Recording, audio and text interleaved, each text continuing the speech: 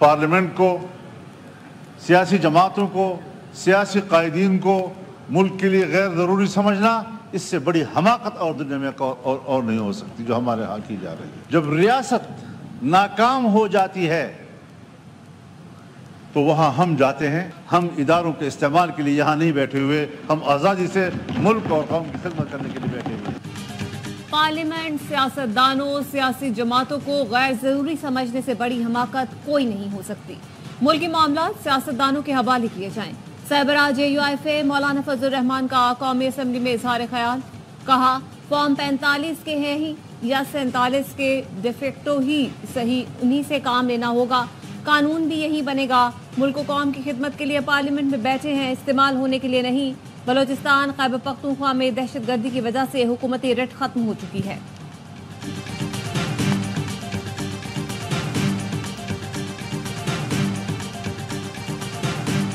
इस्लामाबाद की session court ने असलहा और शराब बरामदगी केस में अली अमीन गंडापुर के नाकाबिल जमानत वारंट जारी कर दिए। SHO बारा कहू को कल अली अमीन गंडापुर को गिरफ्तार करके पेश करने का हुक्म। सिविल जज शाइस्ता खान कुंडी ने अली अमीन गंडापुर की तिबी बुनियाद पर हाजिरी माफी की दरख्वास्त मुस्तरद कर दी। 4 दफा सूबाई असम्बली का इजलास मुलतवी हो चुका है। आज 2 तय अक्सरियत वाला वज़ीर आला अपनी सूबाई असम्बली जाने से कतरा रहा है और उनको मैं ये मुतालबा करूँगा कि आप एतमाद का वोट ले लें ताकि पता चल जाए कि सूबे में आपके पास अक्सरियत है या नहीं है। गवर्नर KP फैसल करीम कुंडी ने फिर वजीर आला अली अमीन गंडापुर से एतमाद का वोट लेने का मुतालबा कर दिया। कहा, अली अमीन गंडापुर एतमाद खो चुके, एतमाद का वोट ले लें, ऐसा ना हो कि तहरीक अदम एतमाद आ जाए। खैबर पख्तूनख्वा असम्बली का इजलास तारीख देकर 4 बार मुलतवी किया जा चुका। अली अमीन बौखलाहट में काबीना से लोग निकाल रहे हैं। फैसल करीम कुंडी का कहना था, जब तक गवर्नर हूँ यूनिवर्सिटी की 1 इंच जमीन नहीं बेचने दूंगा।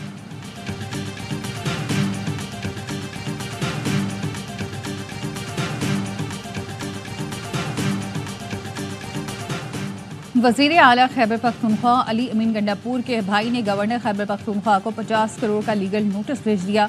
नोटिस में कहा गया, गवर्नर खैबर पख्तूनख्वा ने टॉक शो में वज़ीर आला और मुझ पर करप्शन के इल्जामात लगाकर साख को नुकसान पहुंचाया। इल्जामात पर 14 रोज में माफी मांगे, बसूरत दीगर कानूनी कार्रवाई का हक रखते हैं।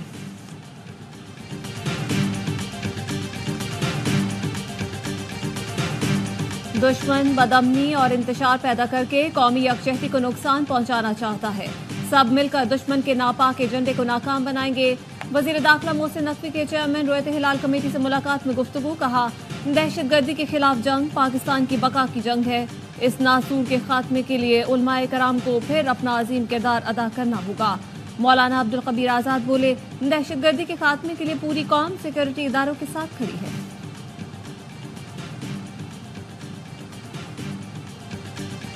दहशतगर्द हैं वो सॉफ्ट टारगेट ढूंढते हैं और लोगों को, मासूम शहरियों को बसों से उतार के बेदर्दी के साथ शहीद करते हैं, क्योंकि बलूचियत के नाम पर ज़रूर है लेकिन इनका कोई ताल्लुक नहीं।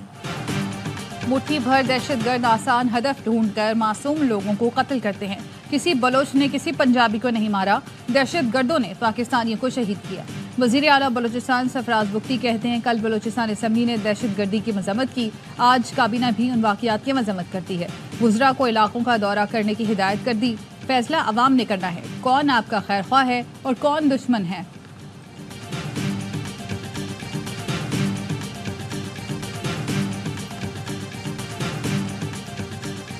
दो से पूछे, इन्होंने बाकियों का ठेका लिया हुआ है। आजम नज़ीर तारड़ साहब और मुसद्दक मलिक साहब आके 10-10 वजारतों का जवाब दे रहे हैं। ये कैसे मुमकिन है कि क्वालिटी डिलीवरी आ सके? ये तो मुमकिन ही नहीं है कि एक बंदा जो है वो 10 वजारतों का जवाब दे और फिर उसमें आप कहेंगे जी हमें कामयाबी भी होगी। क्या 2 वज़रा ने बाकी वजीरों का ठेका लिया हुआ है? आजम नज़ीर तारड़ और मुसद्दक मलिक 10-10 वजारतों के जवाब दे रहे हैं, बाकी वज़रा कहाँ हैं? मुस्लिम लीग नून के रहनुमा हनीफ अब्बासी का कौमी असम्बली में सवाल। कहा, IPPs ने पूरे मुल्क को दिवालिया कर दिया। जंग में एक IPP 10 करोड़ महाना ले रही है। राजा परवेज अशरफ ने IPP से मुतालिक ऐवान को एतमाद में लेने का मुतालबा कर दिया। अपोजिशन लीडर उमर अयूब बोले, हमने अपने दौर में 80% मुल्क को लोड शेडिंग फ्री कर दिया था। इनको मालूम ही नहीं तकनीकी नुकसान को कम कैसे करना है।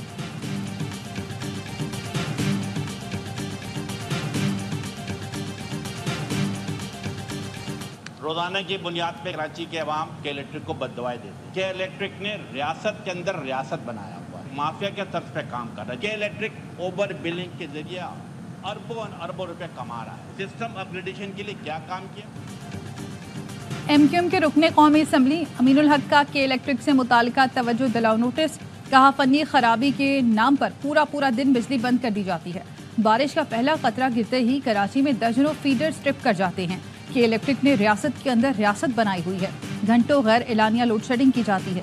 लोग बद्दुआएं देते हैं। के इलेक्ट्रिक का शुमार उन कंपनीज में होता है जिन्हें नफरत की निगाह से देखा जा सकता है। वज़ीर इत्तलात अता तारड़ ने कहा, कराची में बारिश के बायस 300 फीडर्स बंद करना पड़े। इस दौरान करंट लगने का कोई एक वाकया नहीं हुआ। के इलेक्ट्रिक का कहीं फॉल्ट नजर नहीं आया। कराची में जो वाकयात हुए उनका ताल्लुक बारिश से है, के इलेक्ट्रिक से नहीं।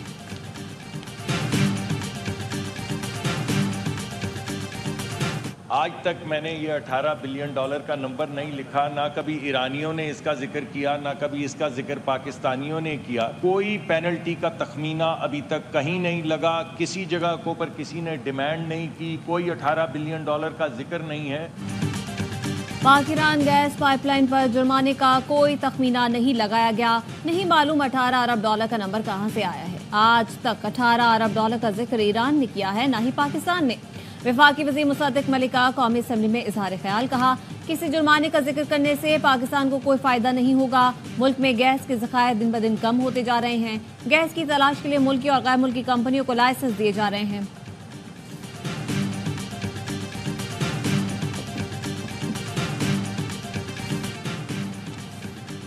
और बांग्लादेश क्रिकेट टीम कराची से बांग्लादेश के लिए रवाना। 2 मुख्तलिफ परवाजों से दुबई और दोहा के रास्ते बांग्लादेश पहुंचेंगे।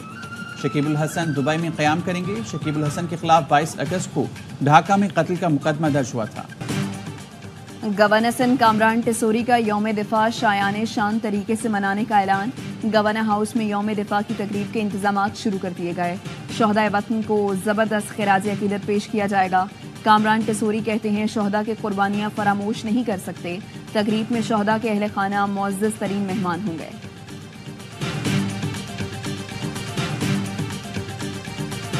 जड़ावाला में मेहनत कश की होनहार तालिबा ने इंटरमीडिएट प्री इंजीनियरिंग में पहली पोजीशन हासिल कर ली। सादिया बतूल कहती हैं, वालिदैन और असातिज़ा की बदौलत कामयाबी मिली। मुस्तकबिल में टेक्सटाइल इंजीनियर बनना चाहती हूँ। वालिदैन को बेटी की शानदार कामयाबी पर फख्र, खुशी से फूले नहीं समा रहे।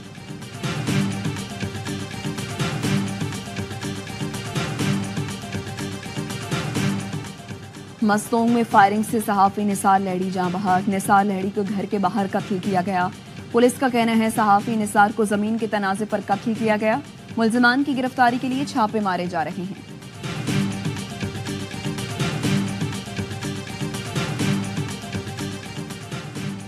लकी मरवत के इलाके नारोखेल में दहशतगर्दों की फायरिंग से पुलिस एहलकार शहीद हो गया। पुलिस के मुताबिक वक़ार अहमद थाना सदर में तैनात था।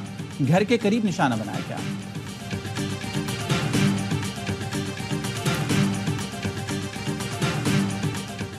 नौकरी से क्यों निकाला? पेशावर में मुलाजिम ने दुकान मालिक को कत्ल कर दिया। पुलिस का कहना है कि सख्वानी बाजार में बर्तनों के ताजिर और साबिक मुलाजिम में तकरार हुई, जिसके बाद मुलजिम ने फायरिंग कर दी। कातिल की तलाश जारी।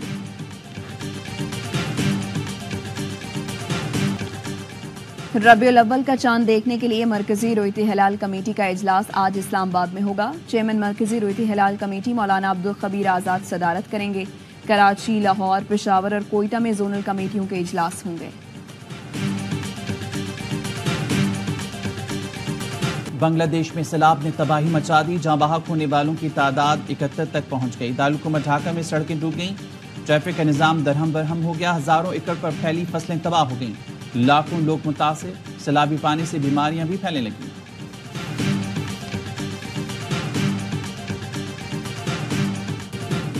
और यूएस ओपन में क्वार्टर फाइनल के सनसनीखेज मुकाबले। अमेरिकी स्टार प्लेयर फ्रांसिस ने बल्गारिया के खिलाड़ी को शिकस्त दे दी। पहले क्वार्टर फाइनल में अमेरिका के ही टेलर ने जर्मनी के अलेक्जेंडर को जेर किया। दोनों अमेरिकी खिलाड़ी दूसरे सेमीफाइनल में आमने सामने होंगे।